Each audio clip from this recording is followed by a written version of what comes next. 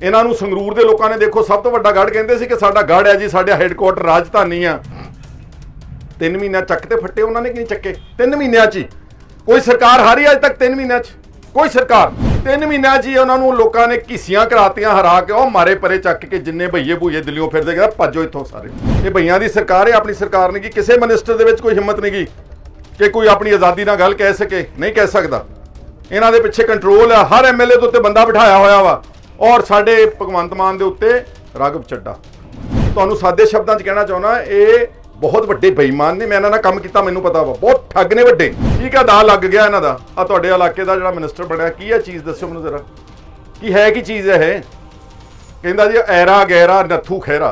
ओए कमले नूं पता नहीं भी खैरे नत्थू खैरा है कौन सी? तुहाडे लागे इत्थों पिंड आ, मैनूं लगदा सवेरे छक लेंदे ने, चक दिंदे काम जो मिलदा कहंदे सब चक्की आउंदे ने। आह तां इन्हां दी करतूत है यार।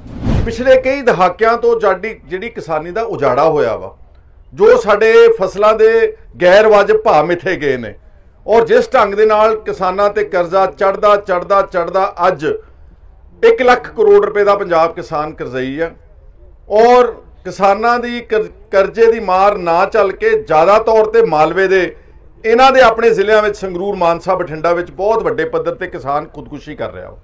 जिस सूबे ਵਿੱਚ जिस देश ਵਿੱਚ खुदकुशी ते नौबत पहुंची होवे उस नूं तुसीं कहो कि तू पराली भी ना साड़, तेरे ते परचे भी दर्ज करांगे, तेरा लाइसेंस भी कैंसल करांगे, तेरे रेवन्यू रिकॉर्ड में लाल एंट्री भी करांगे। ये किसानां दा कोई इहदे च कसूर मैं नहीं मानदा, इहदे च कसूर सरकारां ने। अगर सरकार वातावरण चंगा चाहुंदी है तो फिर तुसीं 2500 रुपए तो लैके 3000 रुपए एकड़ तुसीं आप वायदा कीता सी इसी सरकार ने, केजरीवाल साहब ने, कि दिल्ली तक धुआं बहुत पहुंच जाता। हालांकि पंजाब का धुआं असीं कोई डब्बिਆਂ 'ਚ बंद करके हरियाणा टपा के नहीं छड्ड के आउंदे, उन्हां दा अपना धुआं बहुत आ। सब तो ज़्यादा इंडस्ट्री अनकंट्रोल्ड दिल्ली 'च, सब तो ज़्यादा गड्डियां मोटरां बसां ट्रक पोल्यूशन जिहड़े ने वो उत्थे ने, सब तो ज़्यादा जिहड़ा धुआं हर किस्म का वो दिल्ली शहर में अपना ही बहुत ज़्यादा वा। बेतहाशा आबादी आ और वो जिहड़े तुसीं देखोगे दिल्ली वड़दे हो बाहर वड्डे वड्डे गंद के ढेर लगे हुए हैं। जो तुसीं करनाल के पासों चलते हो मुकरबा चौंक आ, जिद्दां दा तुसीं एक ढेर देखते हो ना, वड्डा पहाड़ बनया होया, इदां दे 5 पहाड़ ने दिल्ली के इर्द गिर्द।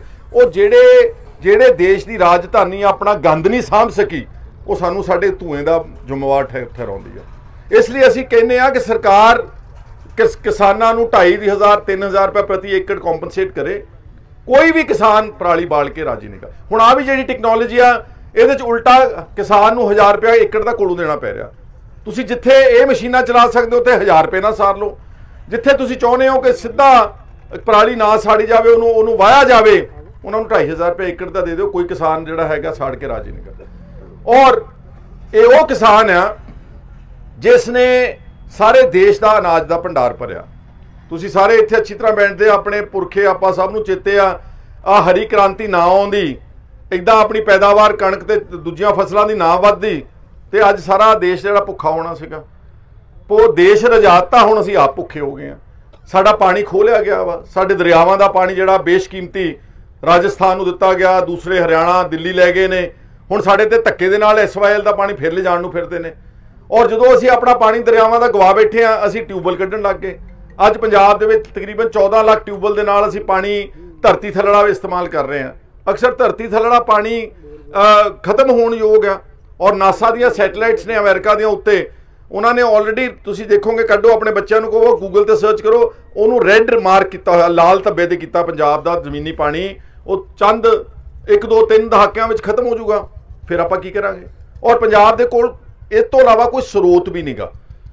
आपां खेती करते हैं सिर्फ, जिहड़ी इंडस्ट्री भी है वो पंजाब दे विच एडी कामयाब नहीं क्योंकि आपां सिरे ते आ, साडे कोल कोई बंदरगाह नहीं गी। आपां देश के नुक्कड़ के उत्ते उन्होंने अंग्रेजी च कहंदे लैंडलॉक्ड स्टेट है। इक्को ही हल है पंजाब दा। असीं बैठे गिल साहब नाल उत्थे चाह पींदे सी घरे, इक्को ही हल है उदन पंजाब के किसान का, बल्कि नाल हरियाणे का भी, राजस्थान का भी, गुजरात का भी, जिदन पाकिस्तान का बॉर्डर व्यापार वास्ते पूरा खुलेगा।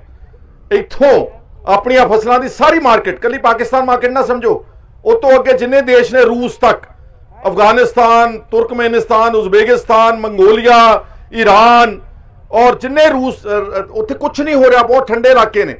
वो एक एक दाना अपना खान पीन का बाहरों मंगवाते हैं। कोई ਅਫਰੀਕਾ ਤੋਂ ਮੰਗਵਾਉਂਦਾ, ਕੋਈ ਸਾਊਥ ਅਮਰੀਕਾ, ਬ੍ਰਾਜ਼ੀਲ, ਅਰਜਨਟੀਨਾ ਤੋਂ ਮੰਗਵਾਉਂਦਾ ਵਾ।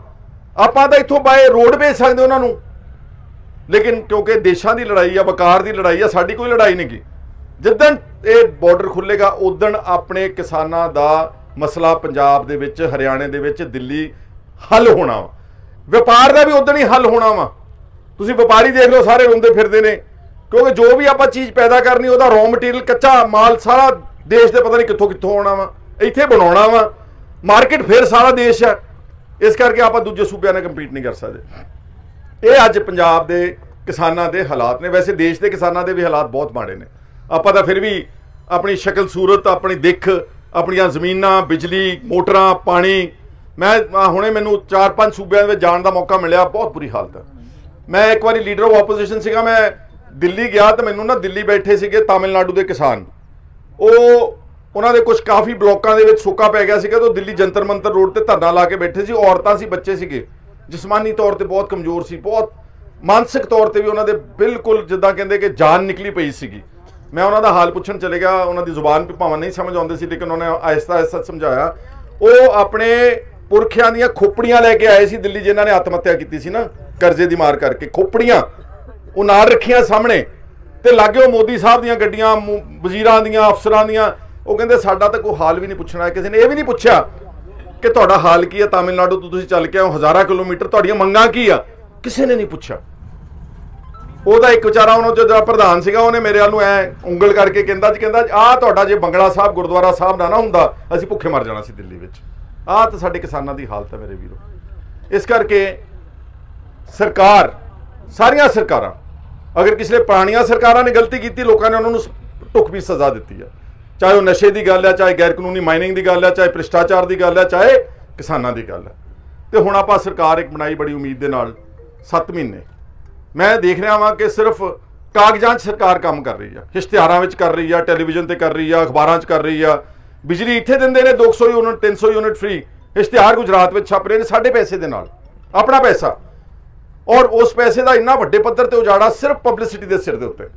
ਔਰ ਇੱਕ ਮੈਂ ਸੁਣ ਰਿਹਾ ਕਈ ਵਾਰੀ ਕਹੀ ਜਾਂਦੇ ਨੇ, ਇਸ਼ਤਿਹਾਰ ਵੀ ਲਵਾ ਰਹੇ ਨੇ, ਕੰਧਾਂ ਤੇ ਵੀ ਲਿਖਾਤਾ, ਬੋਰਡ ਵੀ ਲਾਤੇ, ਅਸੀਂ ਉਹ ਕੰਮ ਕਰਤੇ ਜਿਹੜੀਆਂ ਪੁਰਾਣੀਆਂ ਪਾਰਟੀਆਂ 70 ਸਾਲ 'ਚ ਨਹੀਂ ਕਰ ਸਕੀਆਂ। ਕਿਹੜੇ ਕੰਮ ਕਰਤੇ ਮੈਨੂੰ ਦੱਸਿਓ ਜ਼ਰਾ, 7 ਮਹੀਨਿਆਂ 'ਚ ਕੀ ਕੰਮ ਹੋਇਆ ਦੱਸੋ ਮੈਨੂੰ। ਤੁਸੀਂ ਨਿਗਾਹ ਮਾਰੋ, ਗਿੱਲ ਸਾਹਿਬ ਨੇ ਸਾਰਾ ਗਿਣਾਇਆ ਪਿੰਡਾਂ ਦੇ ਵਿੱਚ ਕਿੱਦਾਂ ਆਪਾਂ ਸੀਵਰੇਜ, ਛੱਪੜਾਂ ਦੀ ਸਫਾਈ ਆਦਿ ਕਿੰਨੇ ਪੈਸੇ ਖਰਚ ਹੋਏ ਨੇ। ਠੀਕ ਹੈ, ਕੰਮ ਹੋਣ ਵਾਲੇ ਰਹਿੰਦੇ ਨੇ, ਮੈਂ ਨਹੀਂ ਕਹਿੰਦਾ ਸਾਰੇ ਕੰਮ ਹੋ ਗਏ ਨੇ, ਪਰ ਇਹ ਕਹਿਣਾ ਕਿ ਅਸੀਂ 17 ਸਾਲਾਂ 'ਚ ਕਿਸੇ ਨੇ ਕੁਝ ਨਹੀਂ ਕੀਤਾ, 7 ਮਹੀਨਿਆਂ 'ਚ ਕਰਤਾ, ਕੀ ਇਹ ਮੰਨਣਯੋਗ ਗੱਲ ਹੈ ਮੇਰੇ ਵੀਰੋ? ਦੱਸਿਓ ਜ਼ਰਾ। ਮੈਂ ਫਿਰ ਉਹਦਾ ਜਵਾਬ ਦੇ ਸਕਦਾ ਵਾਂ ਕਿ ਤੁਸੀਂ ਦੱਸੋ ਮੈਨੂੰ ਕਿ ਭਾਖੜਾ ਡੈਮ ਤੁਸੀਂ ਬਣਾਇਆ 7 ਮਹੀਨਿਆਂ 'ਚ, ਮਾਨ ਸਾਹਿਬ ਜਾਂ ਕੇਜਰੀਵਾਲ ਸਾਹਿਬ? ਇਹ ਸਾਡੇ ਪੁਰਖਿਆਂ ਨੇ ਬਣਾਇਆ, ਸਾਡੇ ਬੰਦਿਆਂ ਨੇ, ਸਾਡੇ ਲੀਡਰਾਂ ਨੇ ਬਣਾਇਆ। ਚੰਡੀਗੜ੍ਹ ਸ਼ਹਿਰ ਵਿਰਾਸਤੀ ਸ਼ਹਿਰ ਆ, PGI 5 ਸੂਬਿਆਂ ਦਾ ਹਸਪਤਾਲ, ਆ ਲੁਧਿਆਣਾ ਐਗਰੀਕਲਚਰ ਯੂਨੀਵਰਸਿਟੀ ਜਿੱਥੇ ਕ੍ਰਾਂਤੀ ਲਿਆਂਦੀ, ਹਰੀ ਕ੍ਰਾਂਤੀ ਨਿਕਲੀ ਆ, ਕਈ ਯੂਨੀਵਰਸਿਟੀਆਂ, ਆ ਦਰਿਆਵਾਂ ਨੂੰ ਬੰਨ, ਬਿਆਸ, ਰਾਵੀ ਤੇ ਸਤਲੁਜ ਨੂੰ, ਇਹ ਬੰਨ ਕਿਤੇ ਕੇਜਰੀਵਾਲ ਨੇ ਕੱਲ ਪਰਸੋਂ ਲਾਤੇ ਨੇ। 20,000 ਸਕੂਲ ਆ ਸਾਡਾ ਪੰਜਾਬ ਦੇ ਵਿੱਚ, ਜਿਹੜਾ ਚੰਗਾ ਸੀਗਾ। ਠੀਕ ਹੈ, ਉਹਦੇ 'ਚ ਗਿਰਾਵਟ ਆਈ ਆ, ਨੋ ਡਾਊਟ, ਕਿਉਂਕਿ ਸਰਕਾਰਾਂ ਹੀ ਕਰਜ਼ਾਈ ਹੋ ਗਈਆਂ। ਤੁਸੀਂ ਤਨਖਾਹ ਕਿੱਥੋਂ ਦਿਓਗੇ? ਹੁਣ ਵੀ ਤੁਸੀਂ ਜ਼ੋਰ ਲਾ ਕੇ ਦੇਖ ਹੀ ਲੈਣਾ ਵਾ, ਇਹਨਾਂ ਦਾ ਨਹੀਂ ਦੇ ਹੋਣੀਆਂ ਨੌਕਰੀਆਂ, ਵੀ ਗੱਲਾਂ ਨੇ, ਗੱਪਾਂ ਨੇ। ਕਿਉਂਕਿ ਜਦੋਂ ਤੁਸੀਂ ਭਰਤੀ ਕਰਨੀ ਆ, ਤੁਸੀਂ 1 ਲੱਖ ਮੁਲਾਜ਼ਮ ਰੱਖਣਾ ਵਾ, ਤੇ ਉਹਦੇ ਤਨਖਾਹ ਕੌਣ ਦਊਗਾ? ਕਰਜ਼ਾ ਤਾਂ ਸਾਡੇ ਤੇ 3 ਲੱਖ ਕਰੋੜ ਰੁਪਏ ਦਾ ਚੜਿਆ। 25,000 ਕਰੋੜ ਰੁਪਏ ਕਰਜ਼ਾ ਇਸ ਸਰਕਾਰ ਨੇ ਹੁਣ ਐਡ ਕੀਤਾ, ਹੁਣੇ 7 ਮਹੀਨਿਆਂ ਦੇ ਵਿੱਚ 25,000 ਕਰੋੜ ਰੁਪਈਆ। ਸਾਡੇ ਹਰ ਪਿੰਡ ਡਿਸਪੈਂਸਰੀ ਆ, ਤੁਸੀਂ ਮੁਹੱਲਾ ਕਲੀਨਿਕ ਲਿਆ ਕੇ ਬਣਾਈ ਜਾਂਦੇ, ਸਾਡੇ ਤਾਂ ਮੁਹੱਲਾ ਹੀ ਨਾ ਕੋਈ ਨਹੀਂਗਾ।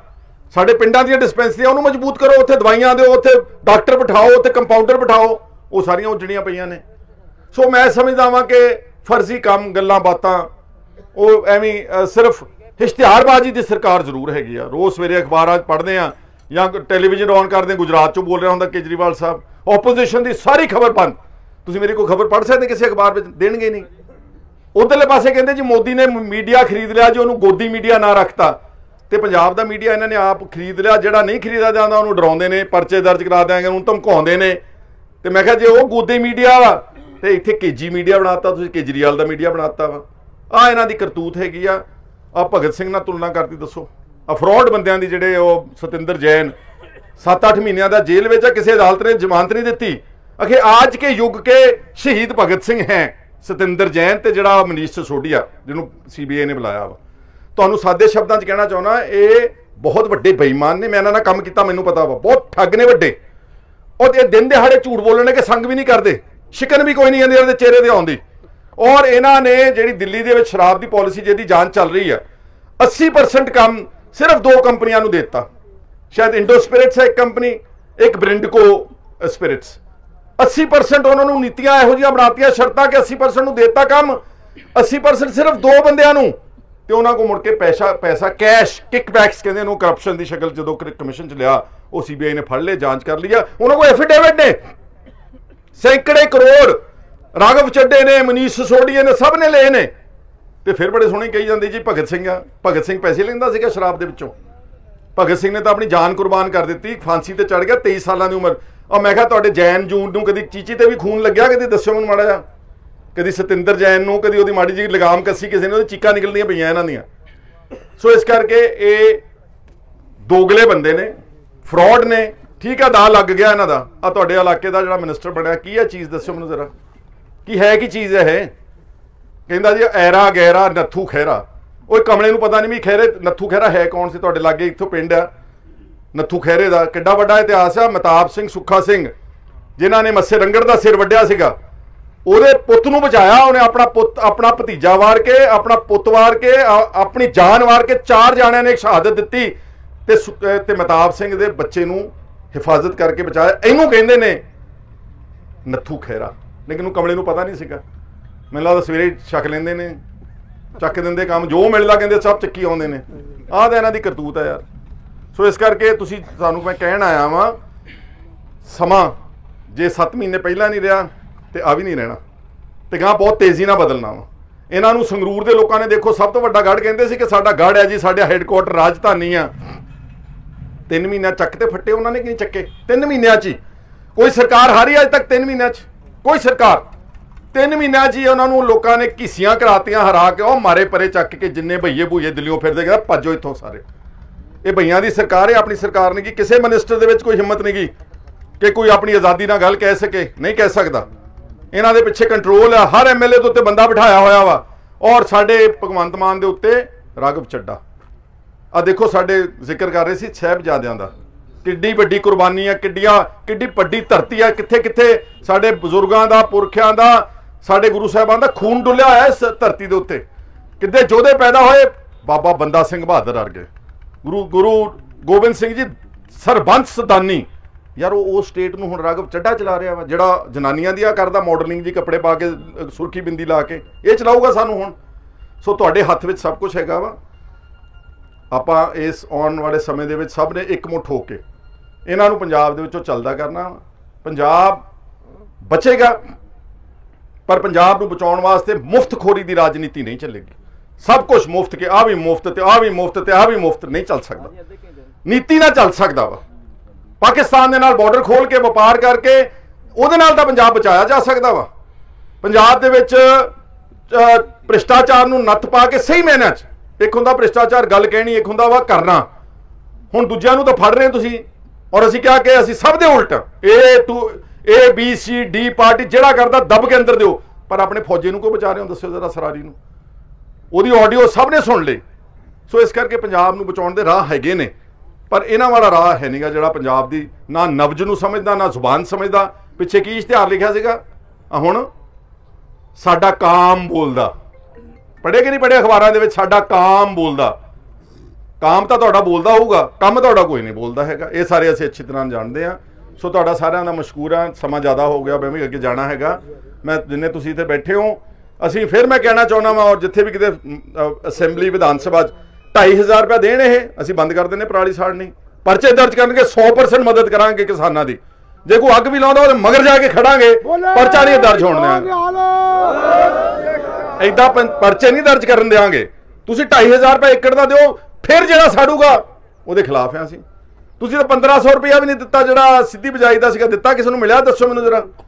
ਸਬਸਿਡੀ ਨਹੀਂ ਮਿਲ ਰਹੀ ਮਸ਼ੀਨਾਂ ਦੀ ਜਿਹੜੀਆਂ ਸੁਪਰ ਸੀਡਰ ਲੈਣੇ ਨੇ, ਉਹ ਅੱਜ ਤੱਕ ਡਿੱਕੀ ਜਾਂਦੇ। ਮੂੰਗੀ ਦੀ ਗੱਲ ਕੀਤੀ ਗਿੱਲ ਸਾਹਿਬ ਨੇ, ਮੇਰੇ ਕੋਲ ਆਰਟੀਆਈ ਇਨਫੋਰਮੇਸ਼ਨ ਹੈ 5.5 ਲੱਖ ਮੂੰਗੀ ਪੰਜਾਬ ਦੀਆਂ ਮੰਡੀਆਂ 'ਚ ਆਈ। ਜਗਰਾਉਂ ਵਿੱਚ ਜ਼ਿਆਦਾ ਆਈ ਆ, ਮਾਨਸਾ 'ਚ ਆਈ ਆ, ਤੇ ਬਠਿੰਡੇ ਸਾਈਡ ਤੇ ਆਈ ਆ। ਸਿਰਫ 11% ਨੂੰ ਮਿਲਿਆ 7275 ਰੁਪਏ MSP। ਸਿਰਫ 99% ਨੂੰ ਕੋਈ ਮੂੰਗੀ ਦੀ ਪੂਰੀ कीमत नहीं मिली, किसी को 3000 रुपया किले का मिला, किसी को 3500 रुपया किले का क्विंटल का मिला। मेरे वीरों 20,000 रुपया लोगों ने मूंगी च घाटा खादा वा। आह ਤਾਂ ਇਹਨਾਂ ਦੀ ਪੋਜੀਸ਼ਨ ਹੈਗੀ। ਸੋ ਕਿਸਾਨਾਂ ਤੋਂ ਜੇ ਤੁਸੀਂ ਇਹ ਉਮੀਦ ਕਰੋ ਕਿ ਆਪਣਾ ਘਰ ਨੂੰ ਅੱਗ ਲਾ ਕੇ ਫੂਕ ਕੇ ਤੇ ਤੁਹਾਡੇ ਸਿਰਫ ਧੂਏ ਨੂੰ ਸਾਂਭਣਗੇ ਕੇਜਰੀਵਾਲ ਸਾਹਿਬ, ਇਹ ਤੁਹਾਡੀ ਗਲਤਫਹਿਮੀ ਆ। ਆਪਣਾ ਧੂਆਂ ਆਪ ਸਾਂਭੋ, ਅਸੀਂ ਆਪਣਾ ਧੂਆਂ ਸਾਨੂੰ ਪਤਾ ਵਾ। ਔਰ ਜਿਹੜਾ ਪੰਜਾਬ ਤੇ ਇਲਜ਼ਾਮਬਾਜ਼ੀ ਕਰਦੇ ਨੇ ਰੋਜ਼, ਕਦੀ ਸਾਨੂੰ ਅੱਤਵਾਦੀ ਬਣਾ ਦਿੰਦੇ ਨੇ, ਕਦੀ ਖਾਲਿਸਤਾਨੀ ਬਣਾ ਦਿੰਦੇ ਨੇ, ਕਦੀ ਧੂਆਂ ਧਾਰ ਬਣਾ ਦਿੰਦੇ ਨੇ, ਇਹ ਸਿਰਫ ਆਪਾਂ ਨੂੰ ਬਦਨਾਮ ਕੀਤਾ ਜਾ ਰਿਹਾ ਵਾ। ਪੰਜਾਬ ਇਸ ਦੇਸ਼ ਦੀ ਨੰਬਰ 1 ਸਟੇਟ ਰਹੀ ਆ ਔਰ ਵਾਹਿਗੁਰੂ ਦੀ ਕਿਰਪਾ ਦੇ ਨਾਲ ਇੱਕ ਦਿਨ ਨੂੰ ਨੰਬਰ 1 ਸਟੇਟ ਪੰਜਾਬ ਦੁਬਾਰਾ ਬਣੇਗੀ ਜ਼ਰੂਰ। ਤੁਹਾਡਾ ਸਾਰਿਆਂ ਦਾ ਬਹੁਤ ਬਹੁਤ